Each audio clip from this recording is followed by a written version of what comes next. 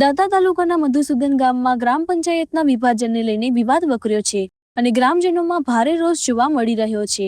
ગામ લોકોનો આક્ષેપ છે કે ગ્રામસભા બોલાવ્યા વગર જ પંચાયત વિભાજનનો ઠરાવ કરવામાં આવ્યો છે। એટલું જ નહીં, સરપંચ અને તલાટી દ્વારા સરકારી સહાય માટે સહી કરવાની વાત કહી કોરા અથવા અધૂરા કાગળ ઉપર સહીઓ કરાવી લેવામાં આવી હોવાનો પણ આક્ષેપ કરવામાં આવ્યો છે। ગ્રામજનોનું કહેવું છે કે તેમની વસ્તી અને મતદારોની સંખ્યા વધુ હોવા છતાં પંચાયતનું મુખ્ય મથક મધુસૂદનમાં નહીં રાખવાનું ષડયંત્ર થઈ રહ્યું છે। ગામ લોકોની માંગ છે કે પંચાયતનું મુખ્ય મથક મધુસૂદન ગામમાં જ રાખવામાં આવે અને વિવાદિત ઠરાવ રદ કરવામાં આવે। જો ન્યાય નહીં મળે તો ગાંધીનગરથી લઈને દિલ્હી સુધી ઉગ્ર આંદોલન કરવાની ચીમકી ગ્રામજનોએ ઉચ્ચારી છે। આ મામલે જિલ્લા વિકાસ અધિકારી અને બનાસકાંઠા કલેક્ટરને લેખિત ફરિયાદ કરવાની પણ તૈયારી છે। દાંતા તાલુકાના મધુસૂદન ગામેથી આ મહત્વના સમાચાર। મારું નામ શિવાજી કેશાજી, મધુસૂદનપુરા ગામના રહેવાસી।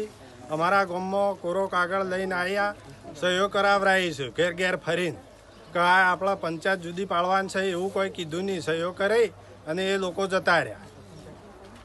તમારી માંગ શું છે? અમારી માંગ અમારા ગામમાં પંચાયત થવી જોઈએ। અમારા ગામનો વોટ વધારે છે અને એ ગામનો વોટ ઓછું છે। મારું નામ સંજયભાઈ ઠાકોર છે, હું મધુસૂદનપુરા ગામનો રહેવાસી છું।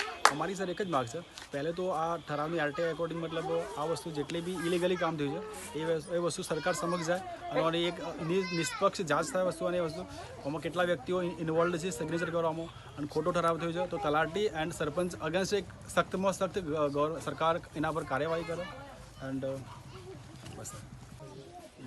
અમારું નામ તારાબેન છે, મધુસૂદનપુરા રહેવાસી, પણ છેતરીને સહયોગ કરાવીને લઈ જશો। માણસો બધા ભણશે અને છેતરીને સહયોગ કરાવીને લઈ જશો તો પંચાયત તેની ગામમાં આવી છે તો એનો સંબંધી તો જોવો કે તેની ગામમાં ભેગો તો કરવો જોઈએ કે તો અલંગે પાડવા એને ખોંજી રીચી કરે છે એ નહીં ચાલે। મારા ગામમાં જ પંચાયત જોવો।